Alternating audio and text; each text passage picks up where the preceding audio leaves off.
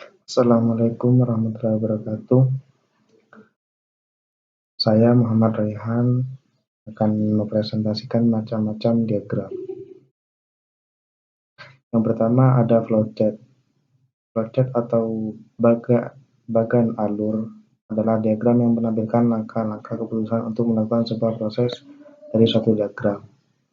Setiap langkah digambarkan dalam sebuah diagram yang dihubungkan dengan garis atau panah.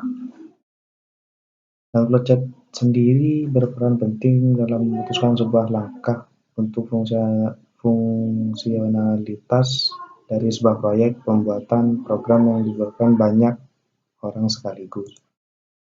Jenis flowchart di sini ada 1 flowchart dokumen, 2 flowchart program, 3 flowchart proses, 4 flowchart sistem, dan 5 flowchart skematik.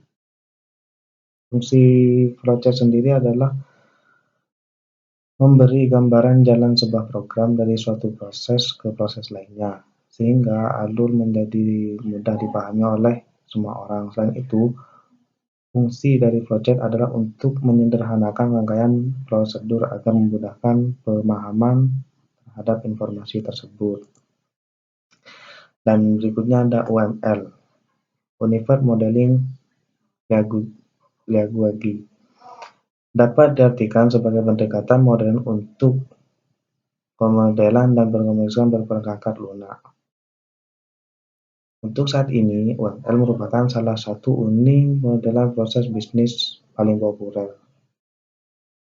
Dan UML sendiri memiliki 3 fungsi. Yang pertama adalah komunikasi tes dari kasus secara umum, 2 menjelaskan fasilitas yang ada, dan 3 komunikasi secara klien. Berikutnya ada pengertian aktivitas diagram. Aktivitas diagram adalah bentuk virtual dari alur kerja yang berisi aktivitas dan tindakan yang juga dapat berisi pilihan atau pengulangan. Aktivitas diagram dibuat untuk menjelaskan aktivitas komputer maupun alur aktivitas dalam organisasi. Dan di sini ada simbol aktivitas diagram. Simbol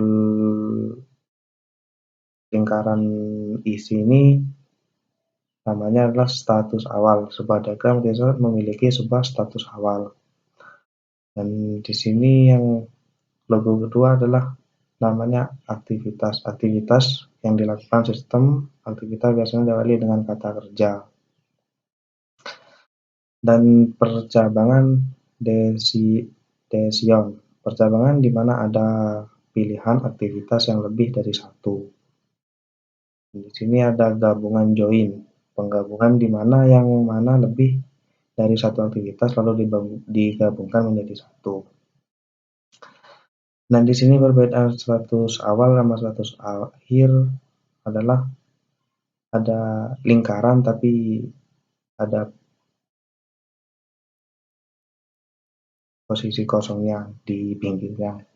Status akhir yang dilakukan sistem dari sebuah diagram aktivitas memiliki sebuah status akhir. Dan simpulan terakhir adalah swimlane. Swimlane memisahkan organisasi bisnis yang bertanggung jawab terhadap aktivitas tersebut, aktivitas yang terjadi. Dan berikutnya ada ERD, Entry Relationship Diagram, adalah model atau perancangan untuk membuat database supaya lebih mudah dalam menggambarkan data yang memiliki hubungan atau relasi dalam bentuk sebuah desain. Dan RD memiliki komponen RD memiliki 3 komponen. Yang pertama komponen entitas, atribut, dan relasi.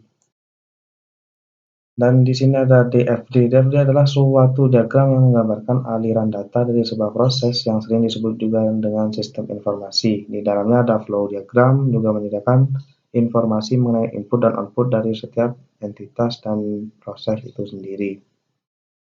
Fungsi DFD sendiri adalah secara fundamental terdapat 3 fungsi dari sebuah diagram alir data untuk menghubungkan software development, antara lain adalah 1. Menyampaikan rencana sistem, 2. Menggambarkan suatu sistem, 3. Perancangan model.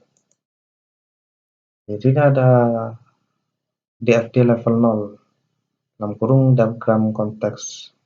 Diagram konteks atau level 0 ini merupakan diagram dengan tingkatan paling rendah, di mana menggambarkan sistem berinteraksi dengan entitas eksternal.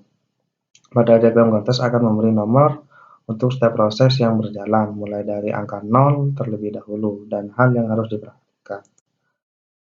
Di sini ada DFD level 1 merupakan lanjutan dari diagram konteks di mana setiap proses yang berjalan akan diperinci pada tingkatan ini, sehingga proses utama akan dipecahkan menjadi sub-sub proses yang lebih kecil lagi. Dan di level 2 merupakan diagram alir data yang mana menjadi rincian proses dari DFD lainnya. Satu yang tugasnya adalah menguraikan proses-proses yang ada dalam lingkup sistem. Setiap bundle proses yang ada pada DFD level 1 dapat diperinci menjadi sebuah DFD lagi. Bahkan nantinya proses yang ada pada DFD level 2 dapat diperinci lagi ke DFD ke level 3. Proses nantinya akan berhenti sehingga cukup mendetail. Terima kasih, mungkin itu saja presentasi yang bisa saya sampaikan. Kurang lebihnya mohon maaf. Wassalamualaikum warahmatullahi wabarakatuh.